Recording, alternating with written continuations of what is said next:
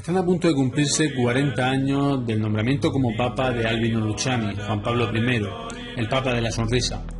Tan solo 33 días después lo hará también de su fallecimiento en extrañas circunstancias, que dieron lugar en su momento a elucubrar acerca de si podía haber sido asesinado, envenenado por la mafia, por la logia masónica Propaganda Due o incluso por su propia curia romana. Sea como fuere, hay una historia fascinante que vamos a tratar en este vídeo. Su vida, su llegada al papado, las profecías que lo acompañaron, toda su historia en general y algunas cosas más son las que vamos a tratar. Comenzamos. Ieri mattina io sono andato alla Sistina a votare tranquillamente. Mai avrei immaginato quello che stava per succedere.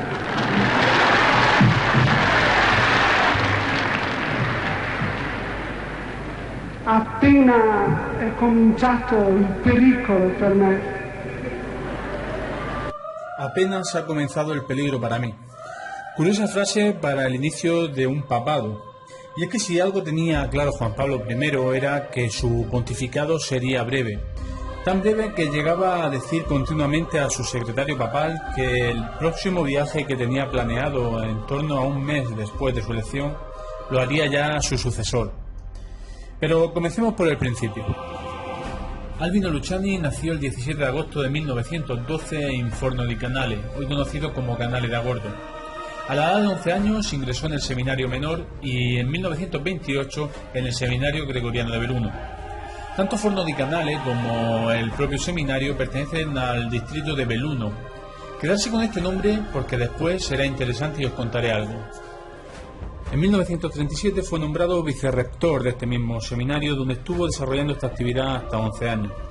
Ya fue en 1958 cuando el Papa Juan XXIII lo nombró obispo de Vittorio Veneto, en contra incluso de la curia, que no lo recomendaba para tal puesto por, según ellos, ser demasiado tímido y frágil de salud. Dijo Juan XXIII que si era tímido y tenía una salud débil, moriría siendo obispo, y que este no era motivo para no nombrarlo. Tan solo 11 años después sería nombrado patriarca de Venecia y finalmente el 5 de marzo de 1973 sería elevado a la dignidad cardenalicia por el entonces Papa Pablo VI. Veréis, hay una constante en toda la carrera dentro de la iglesia de Albino Luciani, y es que este jamás quiso ascender dentro de la jerarquía eclesiástica. Él solo quería ser un cura de pueblo. Intentó que el Papa Juan XXIII le exonerara de la carga de ser obispo. Incluso intentó también convencer a Pablo VI de que no lo nombrara cardenal. Se sabe que incluso durante el precónclave que acabaría con su elección como papa, comentó a sus más allegados que estaba dispuesto a renunciar si era nombrado papa. Finalmente tuvo que aceptar porque, según él, se lo había enviado Dios. Eligió como lema para su heráldica de obispo Humilitas. Humilitas significa humildad. Humildad con la que predicó como ejemplo durante toda su vida. Siendo obispo, llegó a vender parte del patrimonio de su diócesis para poder financiar las distintas acciones humanitarias que tenía su propia iglesia, tales como orfanatos, hospitales, comedores sociales. En Venecia se le criticó incluso el hecho de que vistiera hábito de sacerdote y no los propios de un obispo o, posteriormente, un cardenal. La necesidad de la venta de patrimonio para sufragar estas acciones vino derivada de la venta por parte del Vaticano de la Banca Católica del Véneto. Esta banca surtía de créditos a bajo interés a las distintas parroquias para que éstas pudieran llevar a cabo sus labores.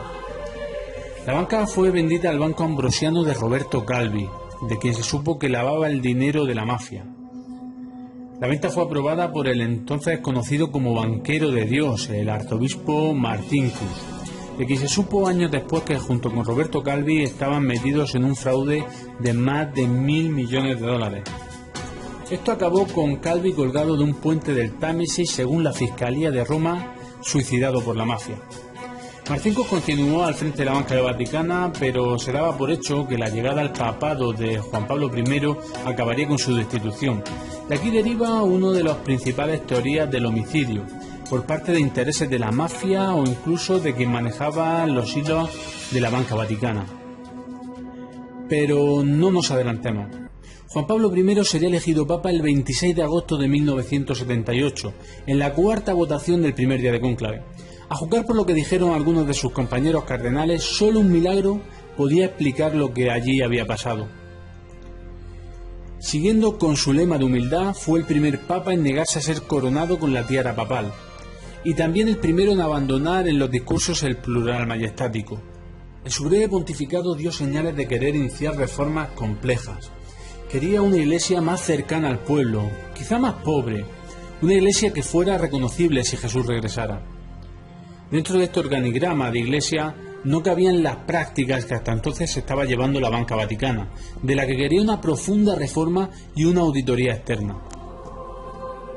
Frases como la propiedad privada no es un derecho inalienable, o el pueblo del hambre interpela al pueblo de la opulencia, dieron claras señales de por dónde quería que discurriera su papado. Recordad que estamos en plena Guerra Fría y estas palabras tuvieron una enorme difusión mediática. Sea como fuera, no tuvo tiempo de hacer todas estas cosas. Con una enorme oposición de la curia romana que se oponía a cada uno de sus nombramientos.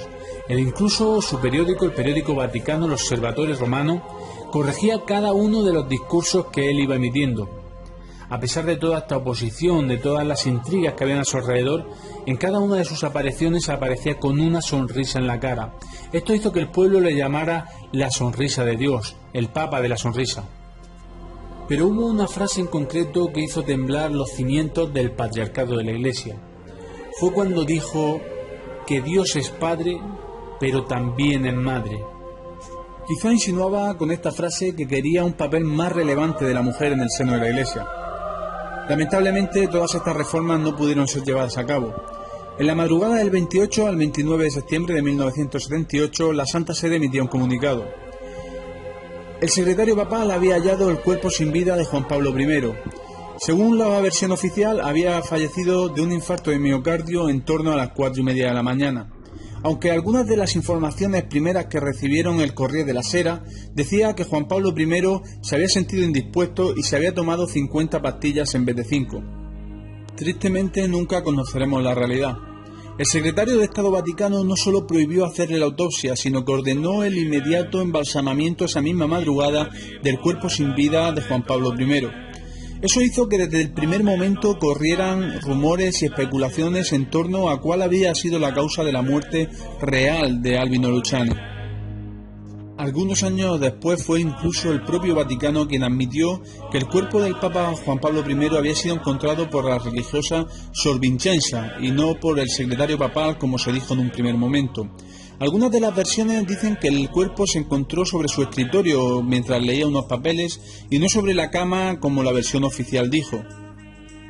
Algunas de las versiones posteriores decían que Juan Pablo I podía haber muerto debido a la ingesta de digitalina. Curiosamente, esto es un depresor sanguíneo que es contraindicado para la gente que padece de presión sanguínea baja, que era el caso de Juan Pablo I. Según dice esta versión, le fue recetado por su médico, pero años después su médico dijo que Juan Pablo I no tomaba ningún medicamento y que la noche anterior en ningún momento le había llamado para solicitarle tal medicina. Muchos fueron los dedos que señalaron a distintas direcciones: la curia romana, la banca vaticana, la mafia, incluso la logia masónica Propaganda Due. Esta logia masónica dominó el medio político, religioso y civil de la sociedad de Italia de los 70 y los 80 hasta que fue desmantelada. Esta logia masónica tenía integrantes dentro del ejército, de la política e incluso de la propia curia romana. Más adelante quizá le dedique un vídeo a esta logia masónica Propaganda Due. Hasta aquí todo lo que serían datos biográficos y conspiranoicos de cómo fue su vida, su muerte y todo lo que rodeó a esta. Pero alrededor de Juan Pablo I siempre hubieron también otros misterios como los de las profecías. Algunas de ellas incluso del propio Papa. Por ejemplo, dijo que su sucesor sería quien estuviera sentado en su cónclave justo enfrente. Enfrente suya, en el cónclave, se encontraba sentado un cardenal polaco llamado Karol Wojtyła. Sería elegido Juan Pablo II. Pero si de profecías y papas hablamos, a todos nos viene a la mente San Malaquías, un monje que en el siglo XII creó un lema para cada uno de los 111 papas que, según él, habrían de llegar antes del fin de la Iglesia. A Juan Pablo I le corresponde el lema de Medietate Lunae, el papa de la media luna. Su pontificado duró exactamente media luna. Pero recordáis que os dije que guardarais el nombre de Belluno, donde estaba la congregación donde había sido nombrado sacerdote y donde había nacido. Belunda significa bella luna, es decir, San Malaquías en el siglo XII podía haber acertado hasta cierto punto el lema de Juan Pablo I. Por último, me gustaría leeros una profecía que se le atribuye a Nostradamus en torno a Juan Pablo I. Elegido papa, del elector será burlado, súbitamente, con frecuencia emocionado, dispuesto y tímido, por demasiado bueno y dulce a morir provocado. Temor oprime la noche, de su muerte guía. Esto aparece en su Centurion número 10. Y aquí dejamos el vídeo de hoy. Espero que os haya gustado y que os haya incitado también a seguir investigando el tema. Siempre suelo recomendar un libro o un documental, pero en este caso os recomendaré una película. La película se llama La sonrisa de Dios y trata sobre toda la vida, la llegada al pontificado y la muerte de Juan Pablo I.